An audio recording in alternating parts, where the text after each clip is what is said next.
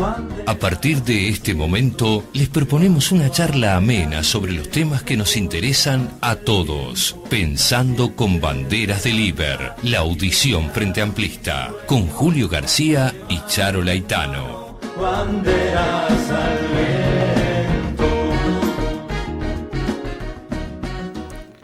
¿Qué tal, oyentes? ¿Qué tal, Charo? ¿Qué tal a todos por ahí en casa? ¿Qué tal, Julio? ¿Cómo estás? Muy bien, mejorando del frío. Ahora Sí. está en clima un poquito mejor. Otro clima un poquito mejor. Pero mire quién anda por acá nuevamente. Buenos días para todos. Hola, vecino. ¿Cómo anda, vecino del barrio? Muchas gracias por invitarme acá. Muy bien. Después le vamos a hacer algunas consultitas. ¿Cómo no? El otro día cuando me fui de acá, ¿sabe dónde fui? Me imagino, ya le vamos a entrar en eso. Bien. Ya vamos a preguntar. ¿Cómo nos comunicamos, Charo? Nos comunicamos por el 098-620-100, 098-620-100, mensaje de texto, o si no, pensandoconbanderasdeliber@gmail.com. Muy bien, el presidente de la República estuvo en Cuba. Se Exactamente. retransmitió parte del discurso que realizó en el aniversario del asalto a Moncada, que se dice que ese asalto a Moncada, que fue fallido, fue el inicio de la construcción de los pasos de la liberación del pueblo cubano de la dictadura batista, ¿no? Que estaba muy oprimido el pueblo cubano en Exactamente. esa Nosotros década. desde acá mandamos un saludo a todo el pueblo cubano en este nuevo aniversario del inicio de lo que se da a llamar la revolución. Muy bien. Bueno, el vecino del barrio el otro día dijo que iba al Marconi. ¿Fue al Marconi? Fui al Marconi. ¿Cómo estuvo eso? La verdad estuvo impresionante esa feria. Mucha gente, pero más que mucha gente, el calor que se le dio, cómo la gente sintió que el gobierno estaba cerca, sintió que la gente estaba, que le dan una mano y que el Marconi no es solo noticias malas, porque de esto no vimos nada. Nosotros nos Yo no sentamos, vi nada, ¿eh? Nos sentamos enfrente a los televisores, no vimos nada de lo que fue la feria, un movimiento a pesar del frío. Se vacunaron a las mujeres que se vacunaban, se le hicieron los exámenes femeninos que las mujeres no pueden acceder, pero hay una cosa que es muy importante también. Se está creando una escuela para darle trabajo, para enseñarle oficios a los chicos del barrio.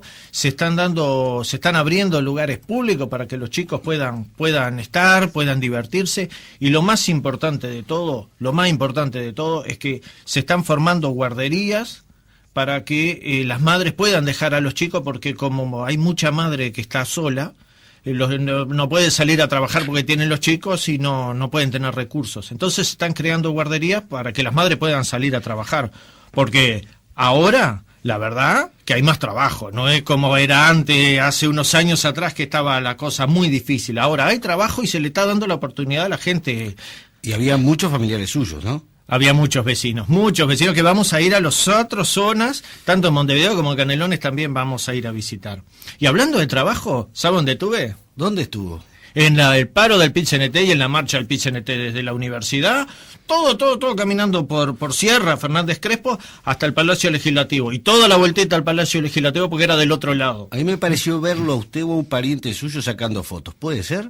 Puede ser, ahí hay muchos parientes que sacan fotos. Ya Muy bien. las podemos ver en cualquier momento, las podemos ver esa foto, porque yo se las voy a dejar, las voy a mandar por mail al mail pensandoconbanderasdeliber@gmail.com, que me están poniendo el papelito acá adelante. A ese mail les voy a mandar la foto para que la suban después al YouTube. Muy bien. Muy bien, una buena movilización del PIT-CNT reclamando en la parte oratoria la necesidad de discutir el presupuesto, de ver si se puede mejorar el presupuesto para algunos rubros, ver alguna transposición de rubros, es lo que plantea el PIT-CNT manejando el propio presupuesto, y el reclamo a los consejos salarios, donde la pauta que marca el gobierno de mantenimiento de salario más un crecimiento de un 3%, las cámaras empresariales están planteando objeciones a esa recuperación del 3%, en el cual Marcelo Abdala fue el encargado de plantear esos temas. Lo que sí nosotros centramos, aparte de la gran movilización que hizo el PIT-CNT, los datos que marcó la UCUDAL, los datos que siempre largan desde el centro de estudios que tienen, donde plantea de que hay un 73% de conflictividad mayor comparado al semestre del año pasado.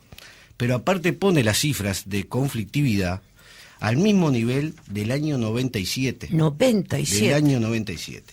Y acá en los cuadernos de la realidad, que los seguimos entregando a quien lo solicite al 099 098 620 100, traen los datos de cómo se arrancaba, ¿no?, el gobierno Frente Amplista. Había una caída del Producto Bruto Interno que perdía el 17,5% del 98 al 2000. Hoy estamos preocupados porque bajamos, que sin duda es preocupación, pero bajamos del 6% de crecimiento al 3,5% se prevé de crecimiento del Producto Bruto Interno. Acá caíamos un 17,5%. La desocupación alcanzaba el 20% en el 2002. Hoy hay una desocupación estructural del 6%. En materia del ingreso medio por persona caía un 20%. Los asalariados del sector privado perdían un 12% de salario y los públicos un 8%. El informalismo y el trabajo precario se incrementaba.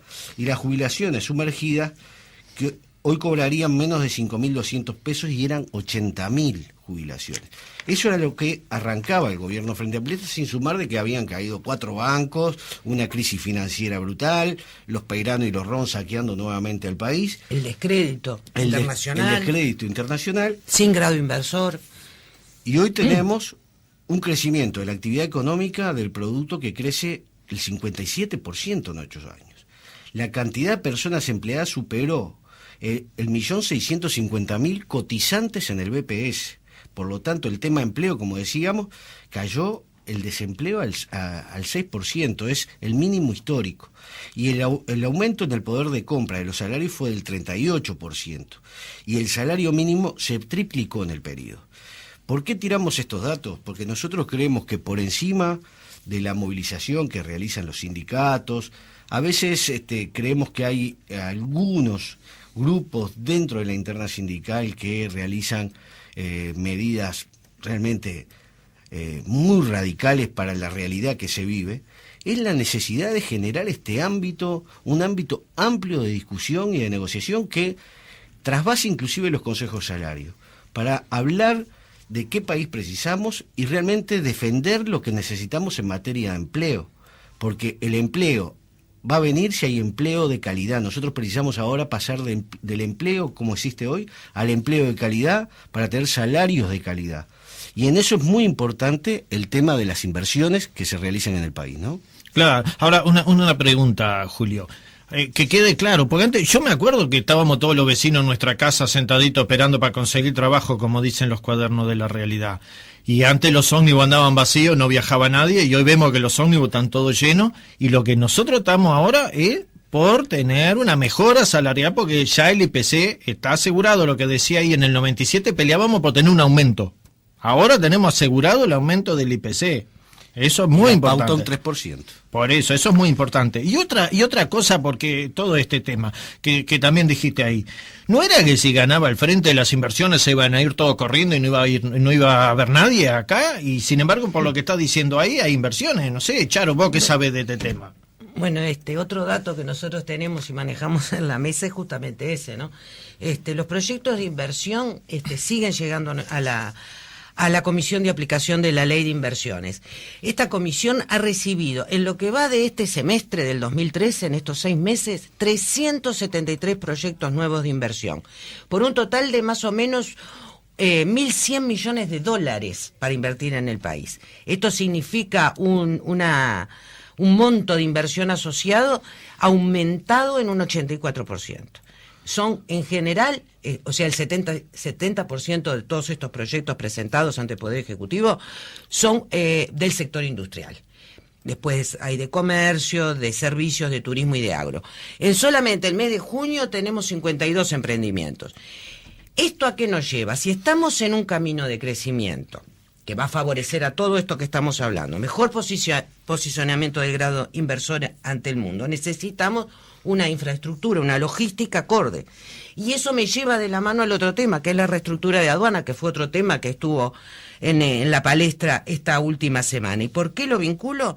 Porque precisamente la aduana, uno de los de las funciones que tiene es apoyar el desarrollo económico del país, fiscalizar eficientemente, facilitar el comercio exterior, la circulación de pasajeros y además impulsar la competitividad internacional del país. Y para eso hay un proyecto de reestructura del que hablaremos más adelante. Ahora, yo veo todos los barcos grandes, eso que los veo entrar al puerto. Pero una pregunta, ¿nadie habla de estos temas?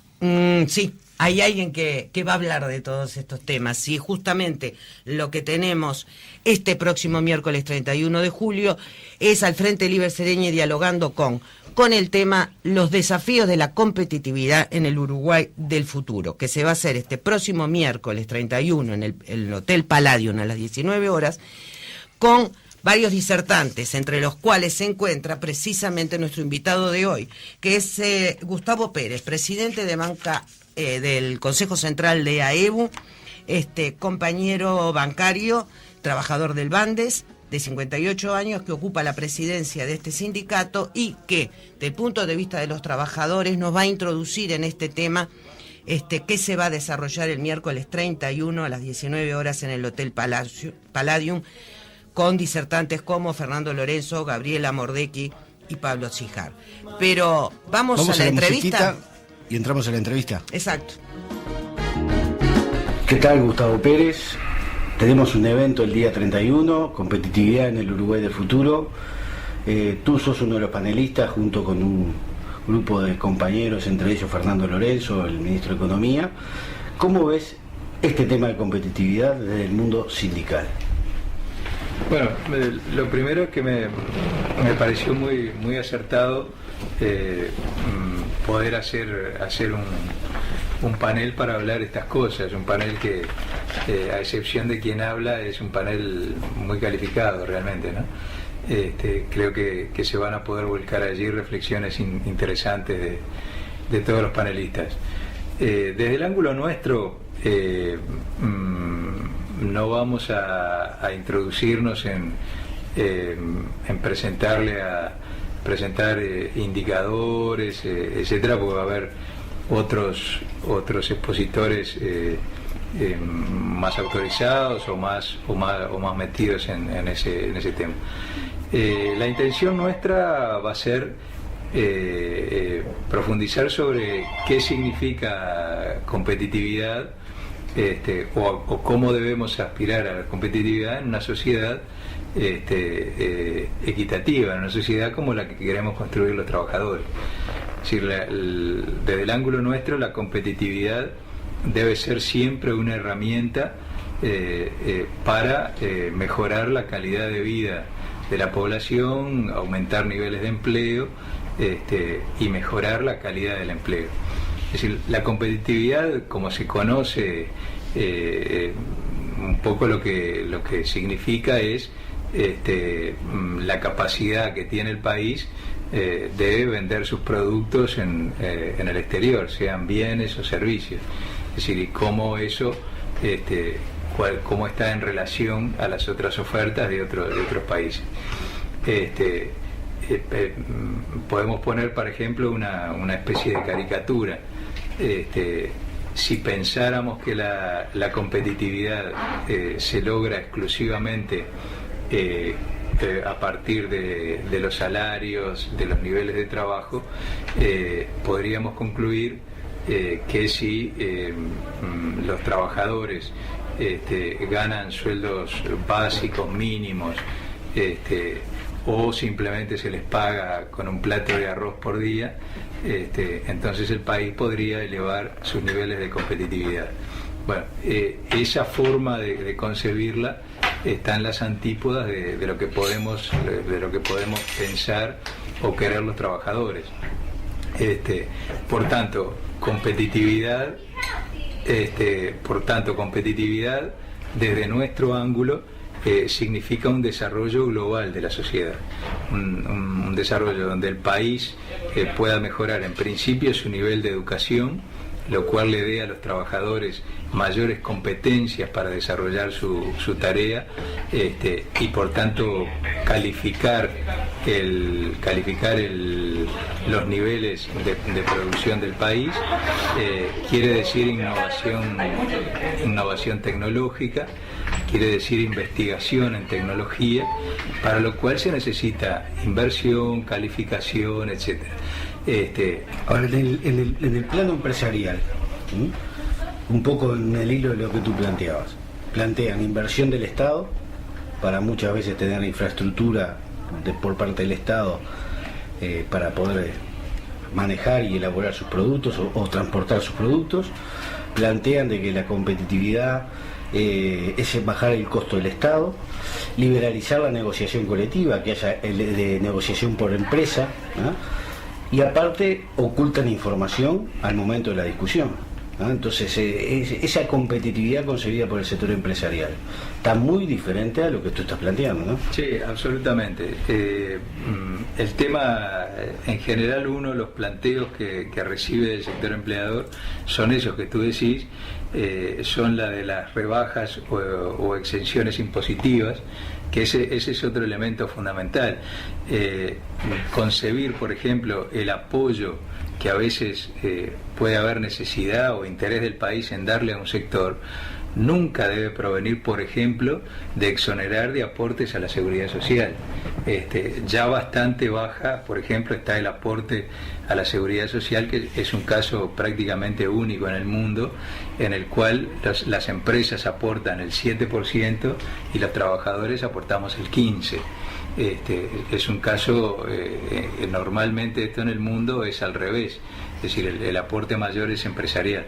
Sin embargo, a veces se ha insistido con la herramienta de exonerar de la tributación a la seguridad social a un sector.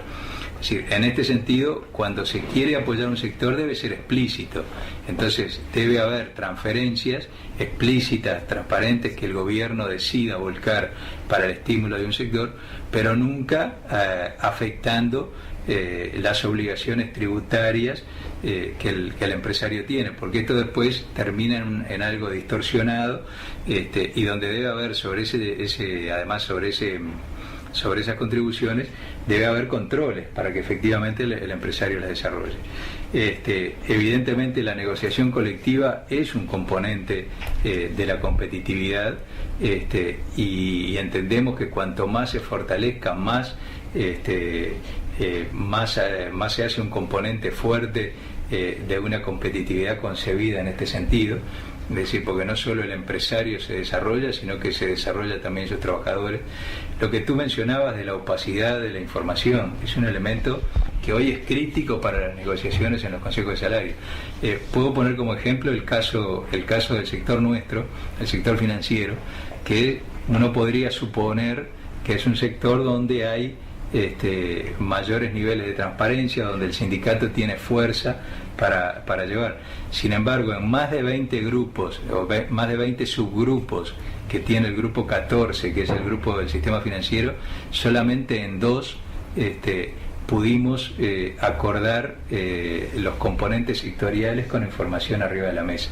Es decir, se hace tremendamente dificultoso en la mayor parte de las ramas tener la información de la rama de actividad y de las empresas para poder discutir entonces sobre el componente de incremento sectorial, sobre la realidad y no sobre lo que dice el patrón y va a pelear, que es decir, va a pelear sus intereses. Entonces, incluso en esto debería haber alguna iniciativa legal que hay que trabajarla para, de alguna manera, para regular cómo deben las empresas presentar su información. Porque la información de las empresas no puede ser un secreto. Es decir, en los ámbitos de negociación salarial es fundamental conocer los indicadores. Es decir, que hay una serie de aspectos que, si bien en el Uruguay la negociación colectiva se ha reforzado, se ha fortalecido, y no lo podemos negar, hay legislación producida en estos últimos 8 años, pero sin duda que hay que avanzar muchísimo más y discutir entre nosotros en la sociedad, como se va a hacer de alguna forma el próximo día 31, discutir qué significa para cada uno para poder ir aproximándonos en estos criterios. Porque muchos dicen que nosotros tendríamos que aproximarnos en los criterios a la competitividad que tiene, por ejemplo, los países asiáticos. ¿Cómo ves vos eso qué diferencias o qué podemos emular de ellos. Claro. Los países asiáticos, digamos, fruto de la, o digamos que fue lo que fue llevando al mundo a la globalización, a lo que entendemos por globalización, comenzaron a hacerse atractivos para las empresas o capitales de los países centrales, Estados Unidos, Europa, que se trasladaron a producir en esos países, que generó problemas de desempleo en Europa fundamentalmente, se trasladaron a producir en esos países porque los niveles de legislación social y de derechos sociales prácticamente eran inexistentes. El trabajo infantil, un tema que en la OIT se ha debatido en muchas oportunidades, que incluso con debates cruzados, porque esos países también son conscientes que si el trabajo infantil deja de existir, muchas veces las empresas pueden retirarse. Entonces hemos visto a veces en debates de la OIT donde los propios sindicatos llevan mediatizaciones, digamos, sobre las declaraciones de condena al trabajo infantil, porque es donde cifran el trabajo en esos países, es decir, a los niveles que se llegan. Ahora, esos países son los que tienen, desde un punto de vista económico, digamos, los niveles máximos de actividad, de competitividad. Ahora, evidentemente eso está en las antípodas del Uruguay que queremos construir. Exacto. Es decir, está absolutamente en las antípodas. El Uruguay que queremos construir es un Uruguay incluido, un Uruguay integrado, un Uruguay donde el nivel de vida de los trabajadores se desarrolle en armonía y, por supuesto, donde las empresas nuestras y la inversión se desarrollen, se vaya aumentando valor a los productos que Uruguay produce y exporta, y que, digamos, entonces construyamos un desarrollo efectivo como nación en el mundo, en la región, etcétera. Y a eso es lo que hay que, de alguna forma, es lo que queremos apuntar y lo que supongo que en ese panel no habrá diferencias. A veces el problema es donde cada uno pone el foco de acuerdo al lugar, pero precisamente el debate en una sociedad integrada donde los sindicatos tienen mucho para decir, desde la central sindical, desde sus propias corrientes de opinión, bueno, pensamos que por ahí van los tantos, ¿no? Si bien desde el Uruguay hay un rango meta que se ha fijado que está siendo superado con la inflación, hay un déficit fiscal controlable en función del endeudamiento, hay un desempleo realmente estructural, como se menciona, estos factores que se están generando ahora son parte de la competitividad que tenemos que pensar, ¿no? Digo, el Uruguay pensado así es parte de la competitividad. Los salarios, visto del punto de vista de la competitividad y de la inflación, ¿genera ajustes inflacionarios? Los salarios creo que se han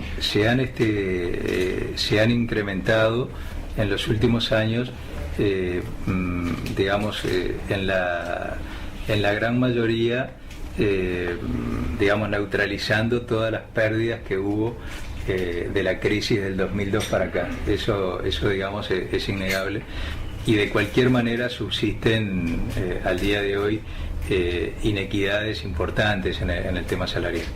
En líneas generales, un salario que se incrementa y que no tiene el acompasamiento de la productividad, en general es un salario que genera inflación. Eso es así, digamos, en términos económicos es así. Si el salario debe incrementarse, y por eso es fundamental tener la información real del sector para que no se estén ocultando, digamos, elementos, para que en la medida que hay desarrollo y productividad en el sector que la genera el trabajador, eso se pueda devolver. Y si no la hay, el sindicato tiene que tener la madurez para, sin perder salario, poder acompasar los periodos. En este sentido también está la madurez del sindicato. Ahora, aún en este contexto, hay que atender que hay salarios, fundamentalmente los salarios que están por debajo de los 14.000 pesos, que aún en cualquier hipótesis se debe incrementar. Es decir, uno no puede decir que un salario que hoy está en 9 o 10.000 pesos va a ser inflacionario si se lo incrementa. Es decir, hay niveles salariales que efectivamente hay que hacer un esfuerzo, y esta ronda del Consejo de Salarios que se inicia, o que ya se inició ahora en el mes de junio, es fundamental para atender estas causas. Yo creo que el país debe centrarse, en la medida que ha solucionado otras inequidades, debe centrarse en aquellas ramas de actividad donde están estos salarios por debajo de los 14.000 pesos, que realmente a cualquier observador tiene que reconocer que son salarios que están muy por debajo de la dignidad, digamos, de un trabajador. Este es un esfuerzo que todo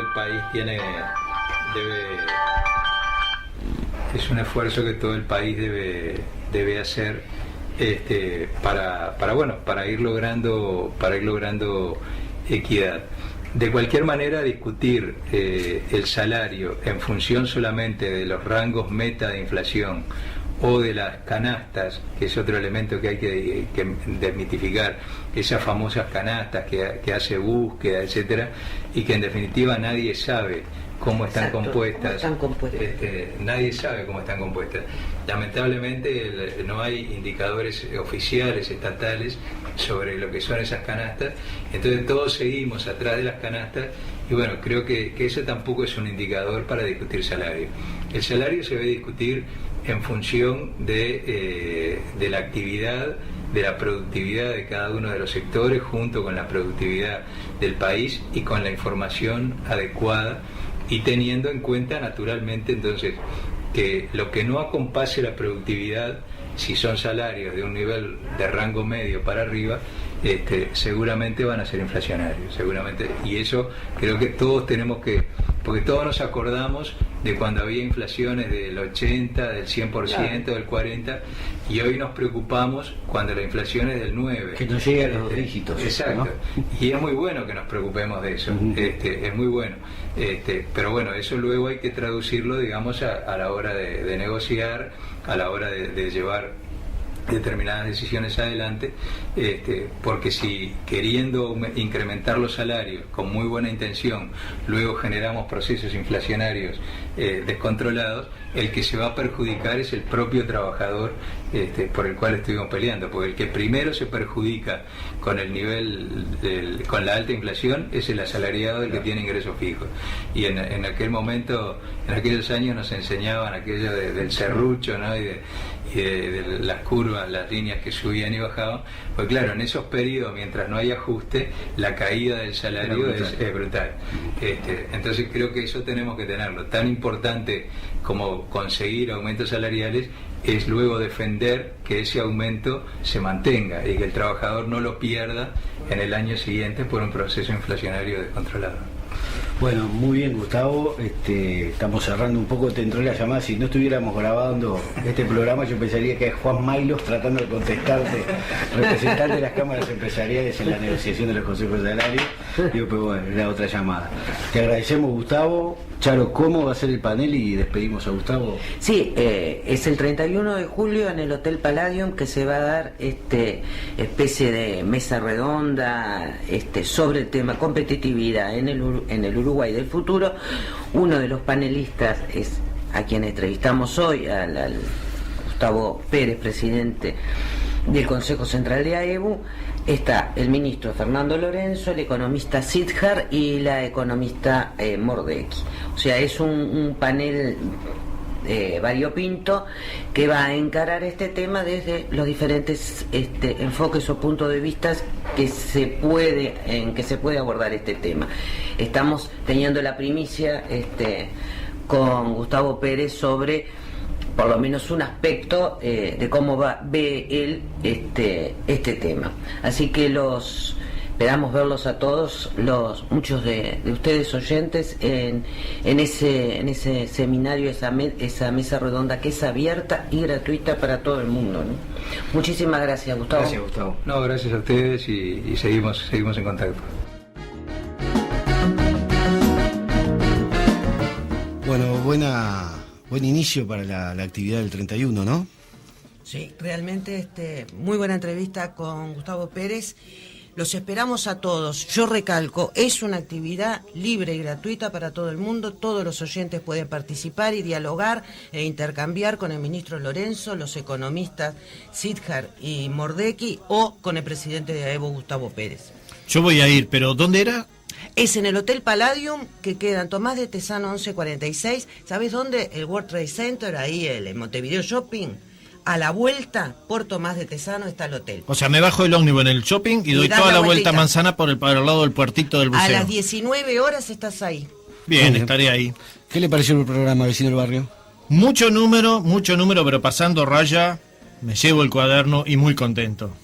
Bueno, muy bien, nos seguimos comunicando como Charo. 098-620-100 o pensandoconbanderasdeliber@gmail.com.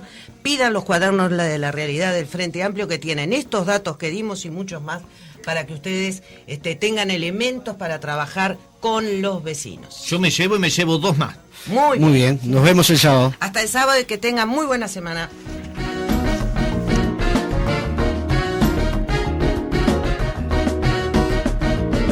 Ondean al viento banderas que siento, llevando adelante memorias. Hasta aquí, Pensando con Banderas del Iber, la audición Frente Amplista. Les esperamos el próximo sábado desde las 10:30 horas para continuar charlando sobre los temas que nos interesan a todos con banderas, junto al Frente Liber Sereñi. Banderas al